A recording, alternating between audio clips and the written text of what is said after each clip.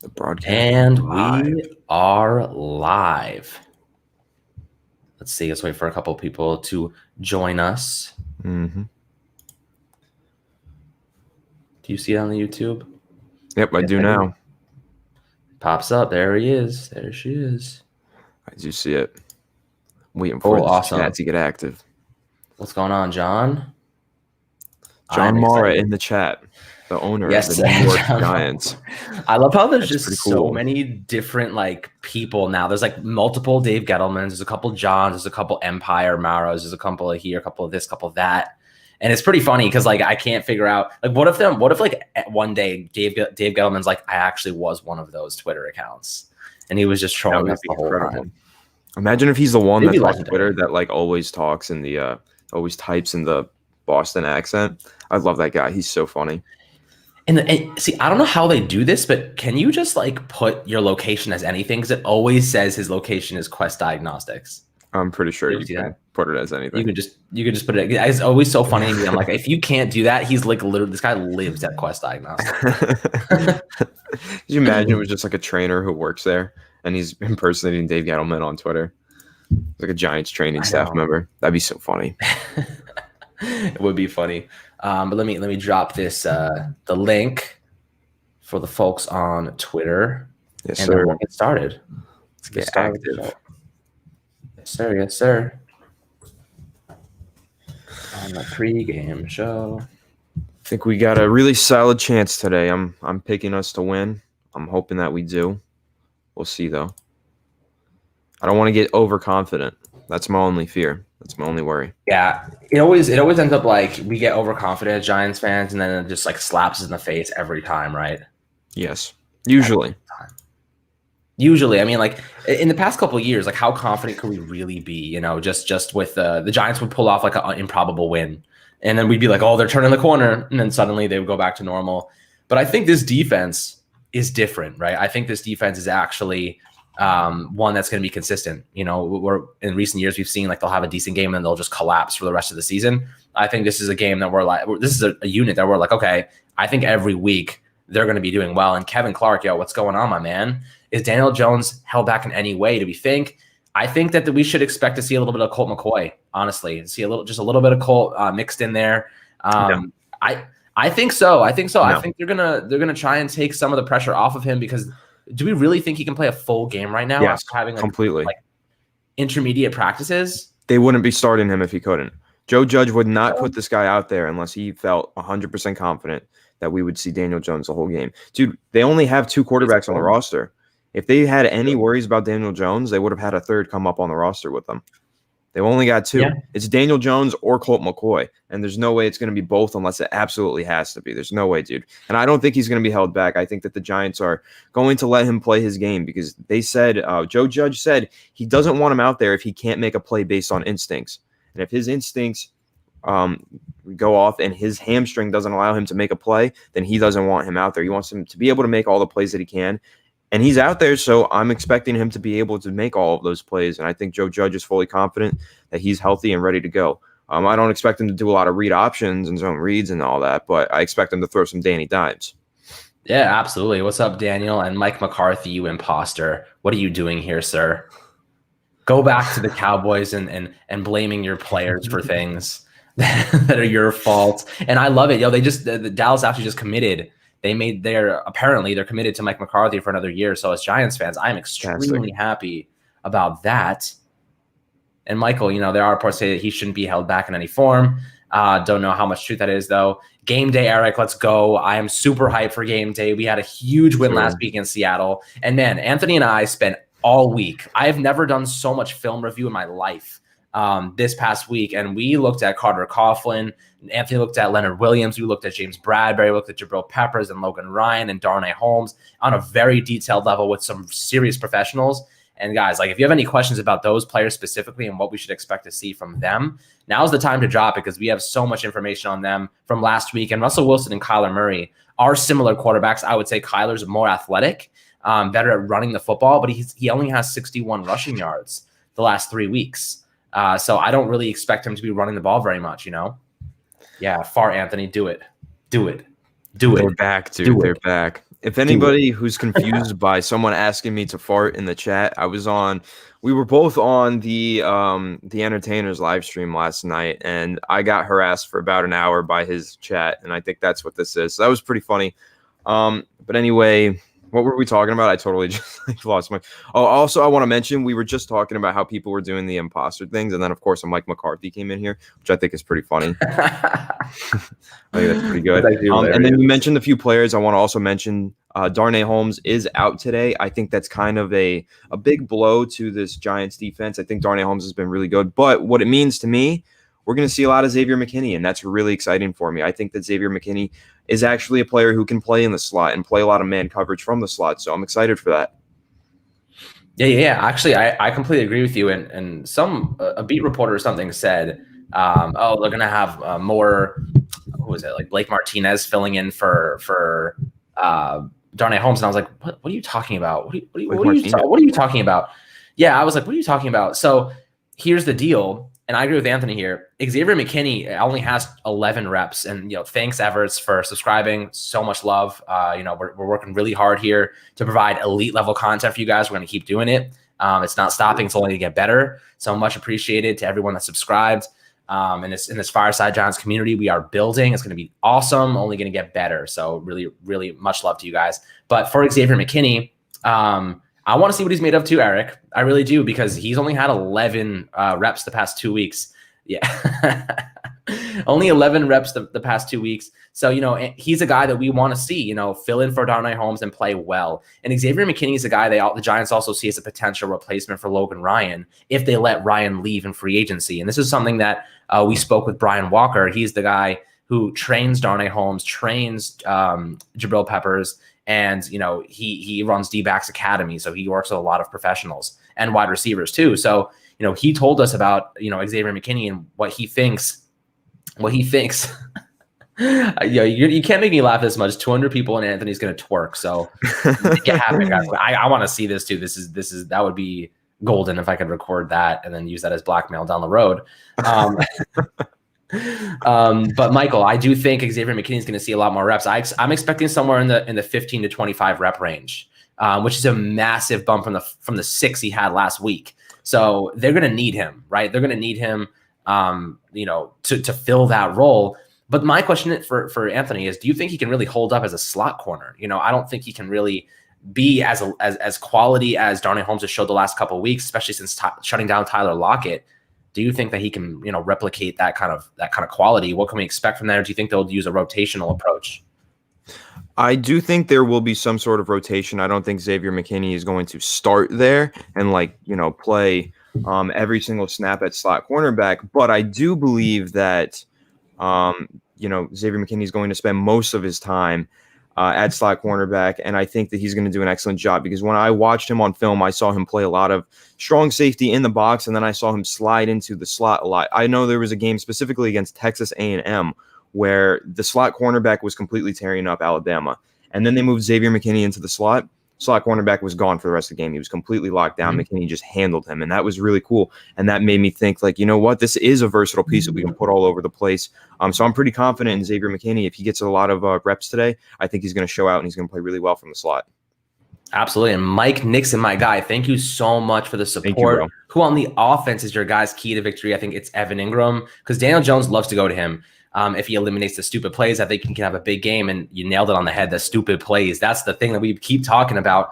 And Anthony pointed out something really interesting earlier this season. He never straps his gloves. And he finally started doing it the last couple of weeks.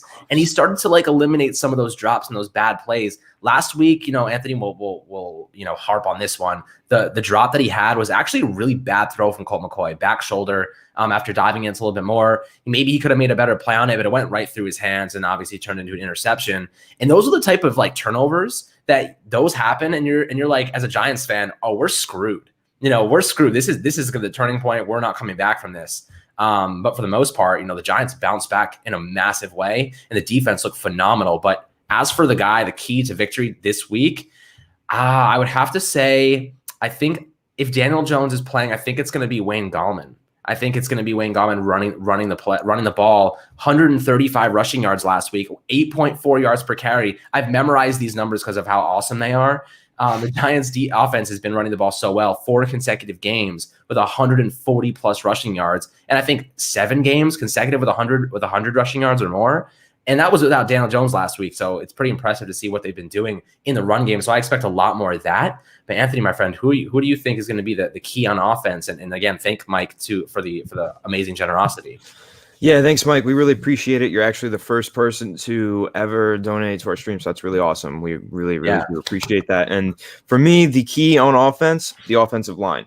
Every week, I think the offensive line is the key. However well they can pass protect for Daniel Jones, keep him clean, keep him from getting re-injured, keep him, safe in that pocket. I think that's the key, because when Daniel Jones has a clean pocket, he's one of the best quarterbacks in the NFL statistically, according to Pro Football Focus. When he has a clean pocket, he has like a 92 or 93 PFF grade, if you put any stock into that. But also his adjusted completion percentage is like 80-something%. He has been really good from a clean pocket. It's when he's under pressure that things start to get a little hectic for Daniel Jones. Yep. And then, of course, Wayne Gallman, yes, I think that he is the part of the key to victory for this offense. But I think a lot of his success is predicated on the offensive line's performance. And I think if they continue to block well and open up lanes for Wayne Gallman, then yeah, we will see Wayne Gallman have another big game. But I think that really the key on offense in general is just the offensive line, how well they can play in both aspects of the game. I think that's the key to winning pretty much every week, and especially this week when you need your quarterback coming off of an injury to stay healthy. Yeah, absolutely. I mean, the injury still to me is a little bit skeptical. I don't expect to see much zone, those read options, those RPOs,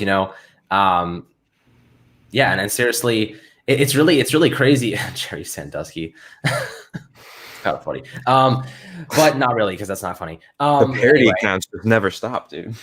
I know. It's like I don't really get it. Like Mike McCarthy found his way in here. I thought we banned all Dallas. John Mara was in here. Things. Yeah. John Mara was in here. Imagine that. John Mara and Mike McCarthy like wrestling match. Who do you think wins that one? Mike McCarthy. I think Mike McCarthy gets it because he's just 200 pounds on John Mara. Yeah, but John Mara is feisty. He looks like he's feisty. Like he John Mara is old and frail. Actually, yeah, you know what? You ever seen the video where John Mara picked up the chair and spiked it in the press box? I know. He's strong. It's the old man strength. You never underestimate grandpa's strength. Never underestimate grandpa's strength. Because, he might beat the hell out of Mike McCarthy. Maybe he's a little bit more agile. He has Saquon Barkley training him. But, as for Gallman, because I want to talk about Gallman too, and Alfred Morris, what do you think that duo is actually pretty awesome? Kevin Mara's old as crap. He is, but the Gallman and Alfred Morris duo is interesting because Gallman is really a north and south runner. He's wants to fall forward. He wants to gain as much yardage as possible.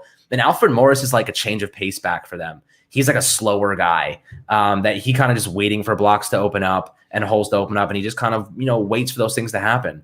Boomer to hit on your Darius Slayton 40-yard touchdown today. If he's healthy, I think so. I think I don't understand fat man strength. Also, good point, Mike. But Darius Slayton, if he's healthy today, I think Daniel Jones could hit on a deep ball. Arizona has a decent secondary, but Dre Kirkpatrick, their number 2 corner, has been getting thrashed this year. So if you get an opportunity where Budda Baker is moving up to the line of scrimmage, you take a guy like Evan Ingram or Darius Slayton, and you just 9 route him. Outside release, just 9 route him down the sideline and let Daniel Jones make the throw. But my biggest concern is maybe that right leg. Can he actually throw off that back right leg? What do you think? Do you think he can?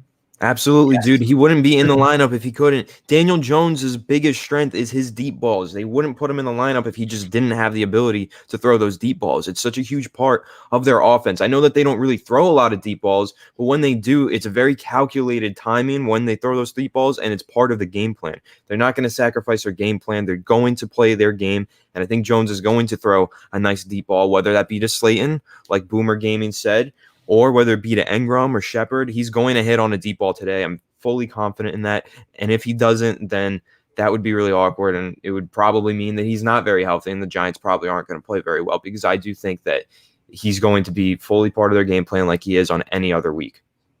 Yeah, 100%. And I want to hit on Airborne Cheeseburger, our guy Airborne Cheeseburger. Much love to you, always in the streams. Feeling a tip ball off Ingram's hands that results on a pick 6.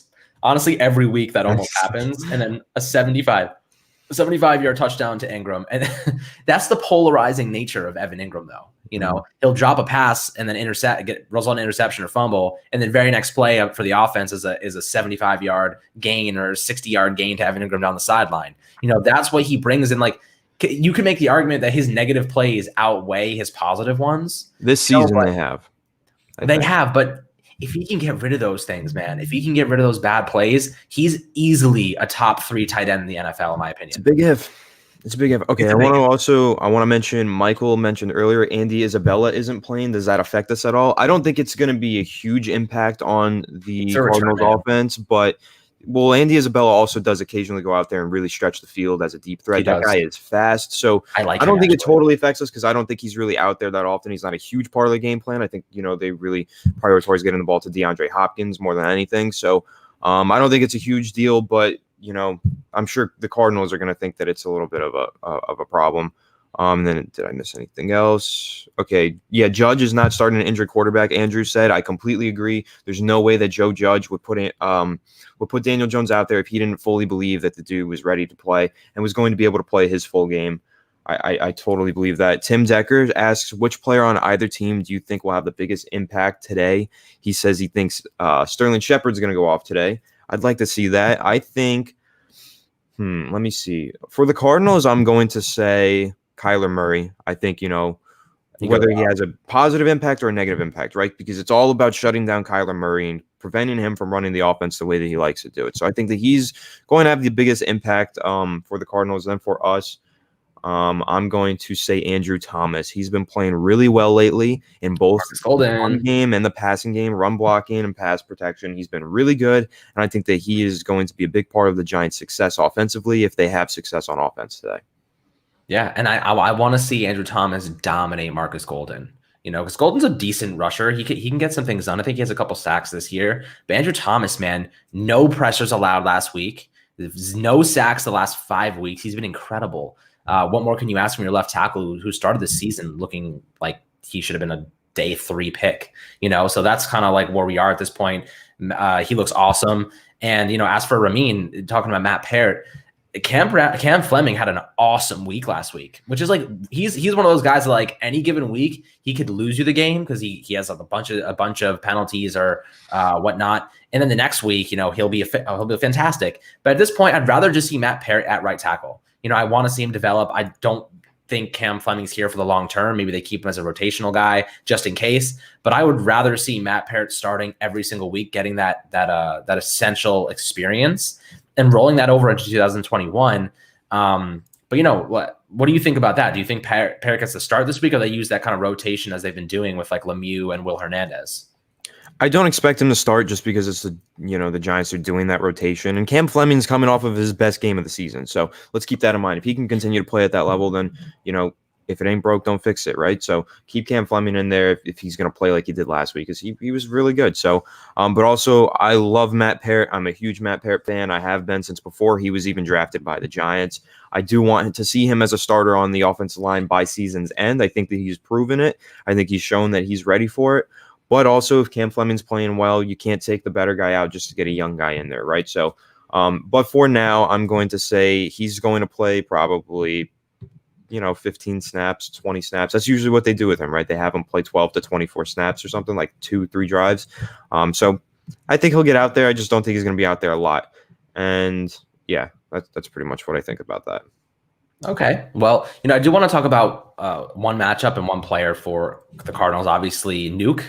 My guy DeAndre Hopkins, who always carries my fantasy team, and then Budda Baker. Because Budda Baker is a guy like I've watched some film this week on Budda Baker. I was on the train and I was like, might as well just do some research on him. And that guy is unbelievable. Okay. Budda Baker is one of the best safeties I've seen in a very long time. And the reason is he actually is he's so fast. That guy is so fast, and he's not a big guy. He's actually undersized. He lays the shoulder down and with perfect form tackling. And he's like, basically his mentality is, I can't be afraid. I have to have no fear going into anything, any tackle attempt, anything like that. And I think, the Giants, honestly, screw my fantasy team too. I actually have a bye this week because I'm in first place. So Andrew, you might want to take my advice here, buddy. But Budda Baker is really cool because he's actually able to mask a lot of misassignments because of his speed, right? What I saw from him in the film breakdown that he did, there was misassignments from linebackers. Other teams will try to match up tight ends like Evan Ingram on linebackers, and he has to help out in those situations. So essentially, Budda Baker is really good and has the speed to fill those gaps to actually drop back into coverage when they need him to, and he has the veteran autonomy to basically decide what he wants to do during the game, and he's communicating, trying to confuse opposing quarterbacks. So Daniel Jones has to be worried about that. Just Budda Baker trying to throw him off. But then you have the Bradbury and DeAndre Hopkins matchup, and this is going to be awesome. This is one of the matchups I have to say I'm so excited to watch this, just because these two guys are playing at a very, very high level. And Bradbury, obviously, this year is his best so far, but Hopkins has been amazing for a long time. Now, the difference between DK Metcalf and DeAndre Hopkins is massive, right? Because we did a lot of research on DK Metcalf this past week, really. And DK is a 9-route guy. He's running straight down the field. He puts his head down. He's not the best route runner. He's a big guy.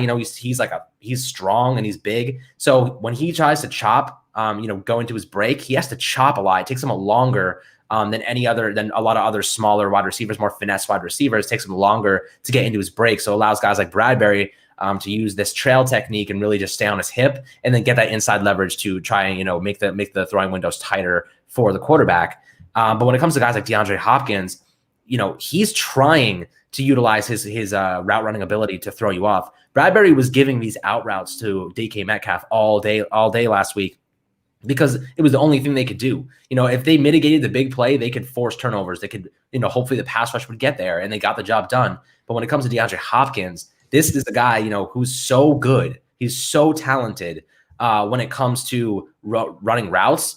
How do you actually stop that?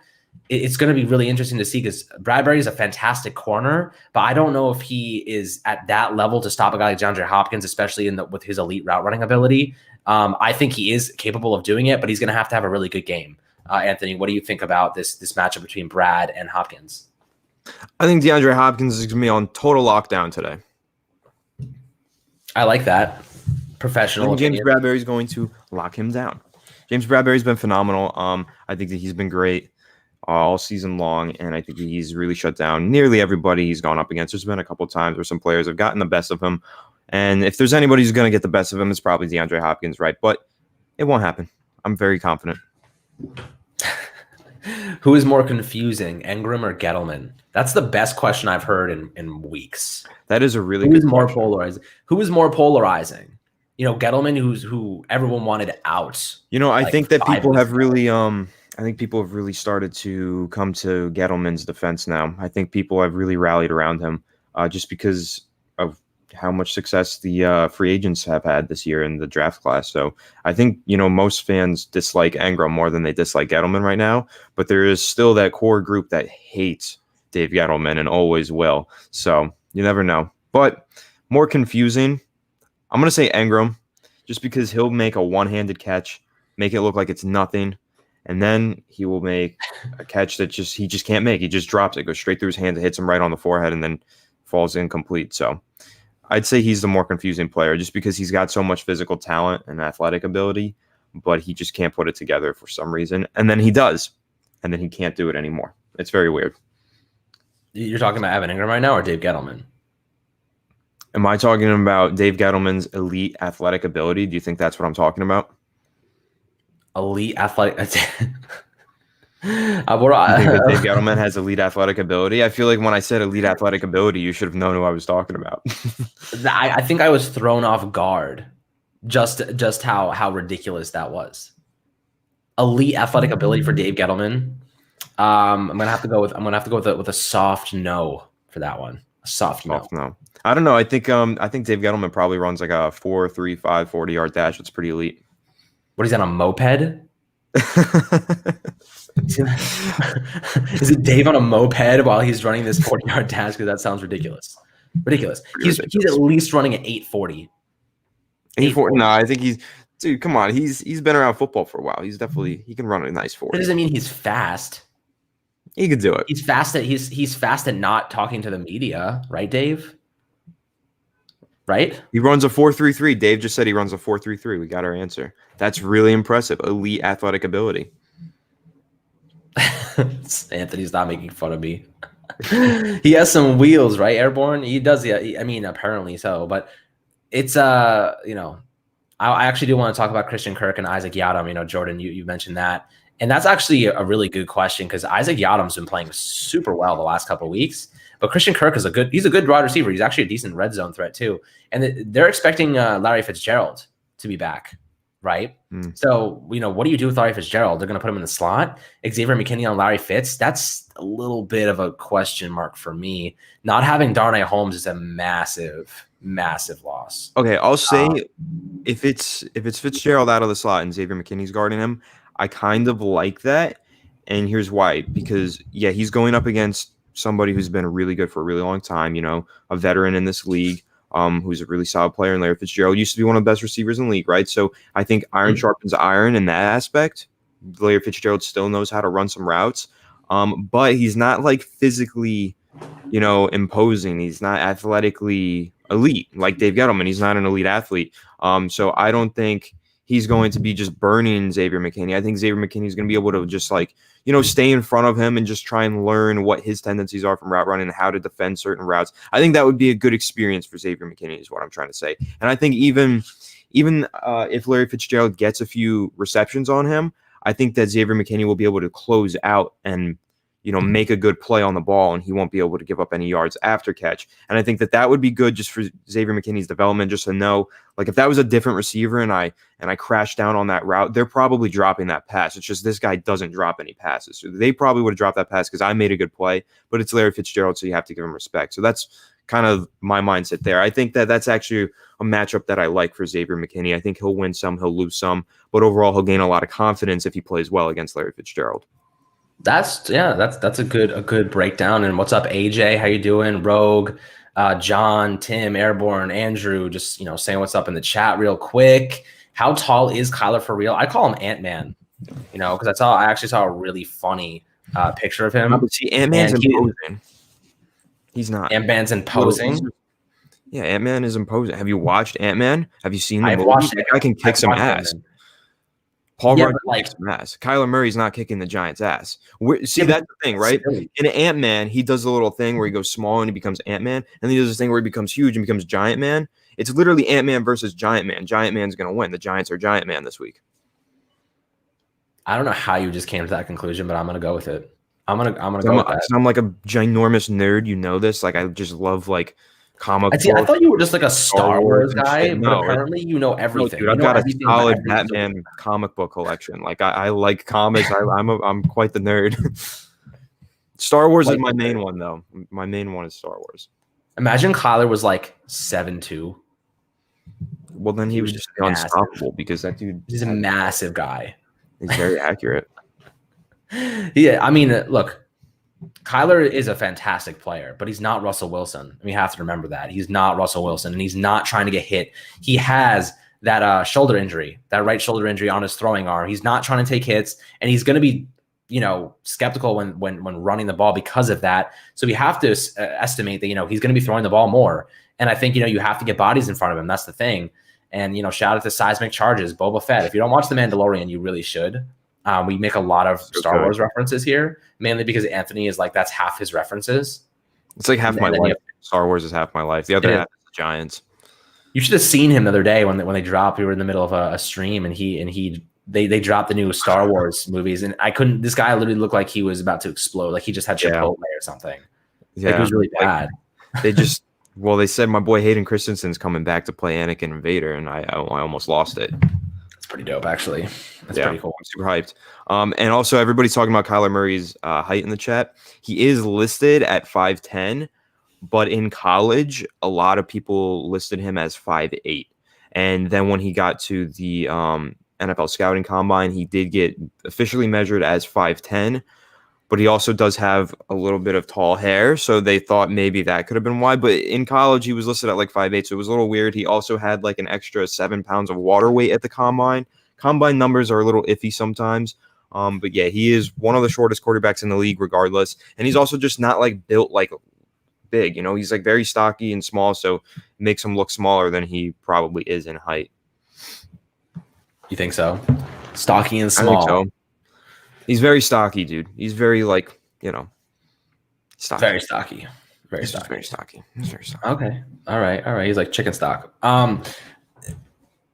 Big game today, I guess.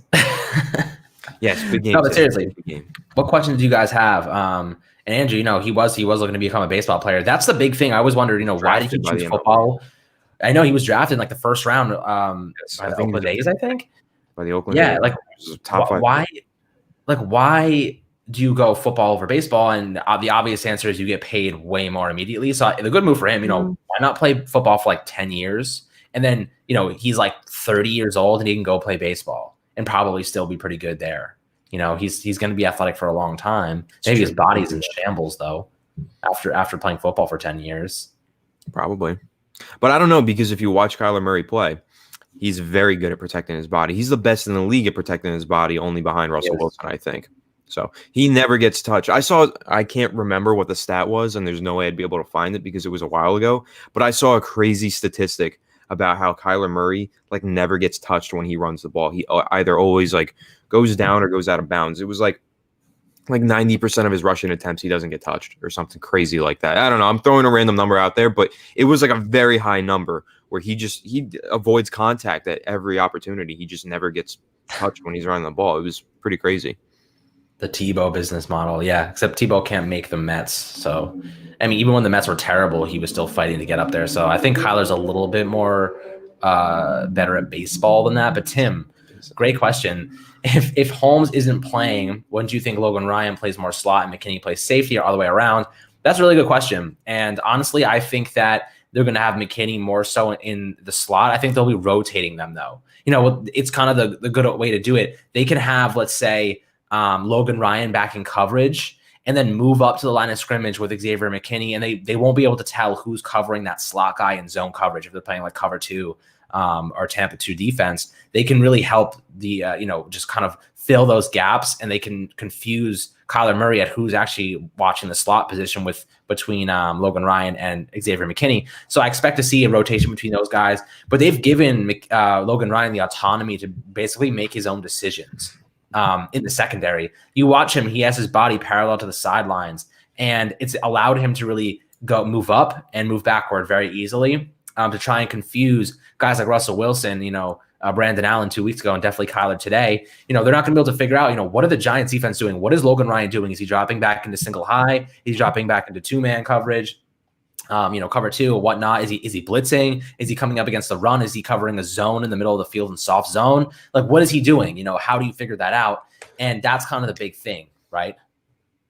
Yeah, I think that Logan Ryan's going to stay at safety just because he's been playing so well there. He is leading the NFC in Pro Bowl votes from the free safety position. Is just playing well there, and he's the secondary play caller on the Giants defense, and that's because he lines up as free safety, and that's kind of like, when Blake Martinez is in, and he's playing today, but if he has to sit out for some reps, rest his back or whatever, go get some ice, Logan Ryan's going to be in playing safety so he can call the plays. You don't want somebody from the slot cornerback position calling plays. You want the safety who's over top and can see the whole team, right, and see everything that's going on. So I think he's going to stay there, and I think someone actually Jordan mentioned Julian Love might play some slot.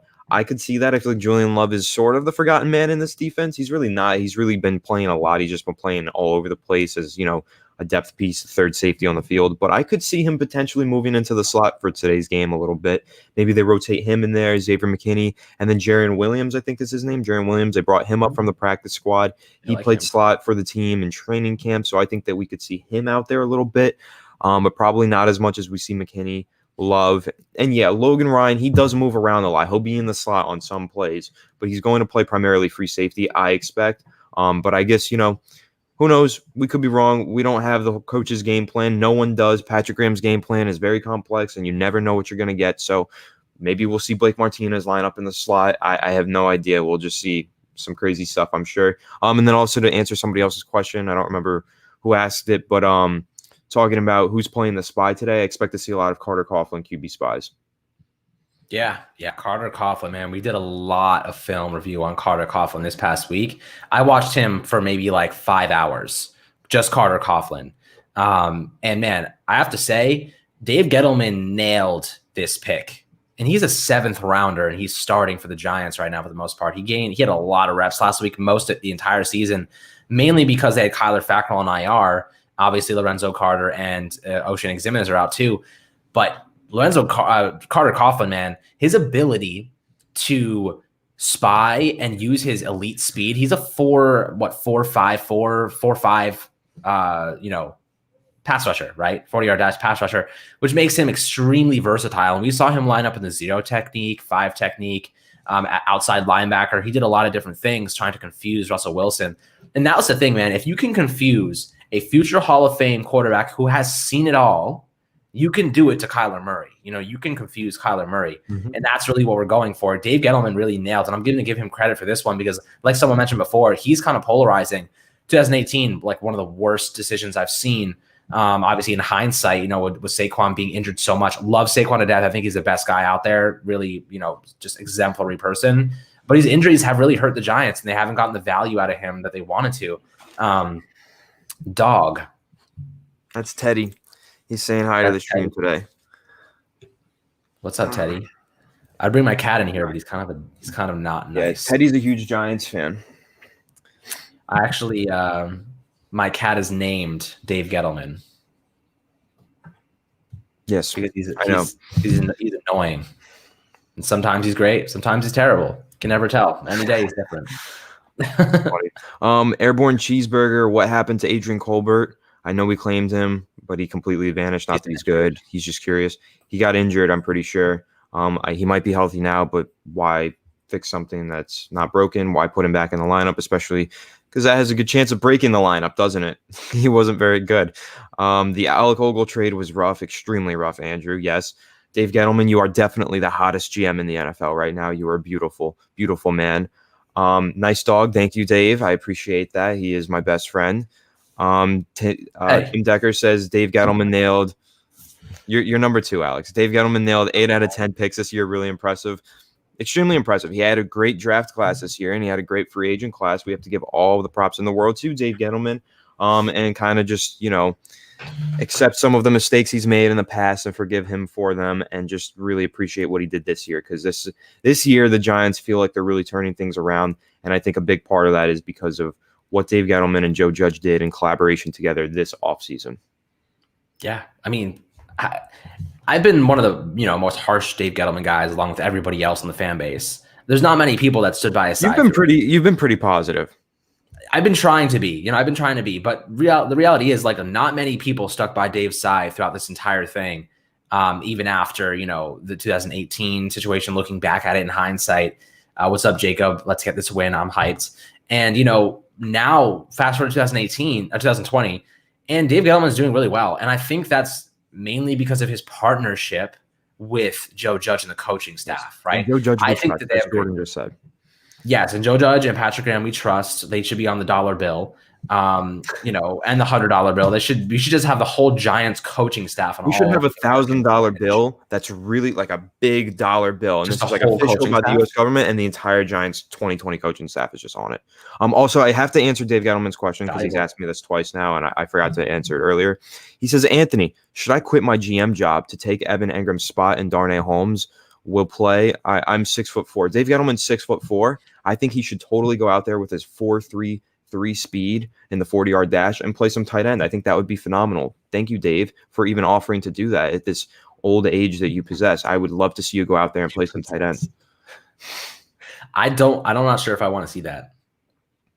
Hey, man, they might come back. Dave might come back without legs or arms after that. Dave's never making another draft pick after that. Oh no, he has going to get his brain rocked. Yeah, we're just going to be picking like kickers in the first round. Funny story. I convinced, like, way back in the day, we had a fantasy football league, and like there was a new person in the league, and we all convinced him that taking a kicker was like the most important thing. So he number two overall chooses what's his name? It wasn't Mike Nugent. No. It was a guy for the Chargers a long time ago. And he was really good, and then he broke his leg like the next week. So not only did he pick a kicker number 2 overall, but he broke his leg the next week. Double whammy. It was like one of the funniest things we've ever convinced somebody to do for fantasy football. But We all got That's better really picks mean. because of it. It was mean, but if you're new at anything, it's like hazing. It's like freshman Friday. You have to get hazed. Never heard of actually, quick question. I assume you guys all play fantasy football. Do you guys have any like loser things that you have to do? Like if you lose, if you're the worst team in the league, like that, if you're across the league, like they have a Sacco, like do you ever have anything that you have to do? Like some people have to like go on a street corner and like hold up a sign or something like I lost. I'm curious because I don't really ever have anything like that. Losers have to do is just you win money if you win. Yeah. I just play for money. We put like $10 in. Whoever wins gets $100 usually. That's what we do. I don't usually do a loser thing.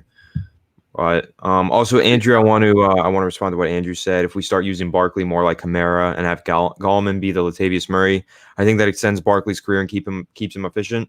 I absolutely agree. I do think that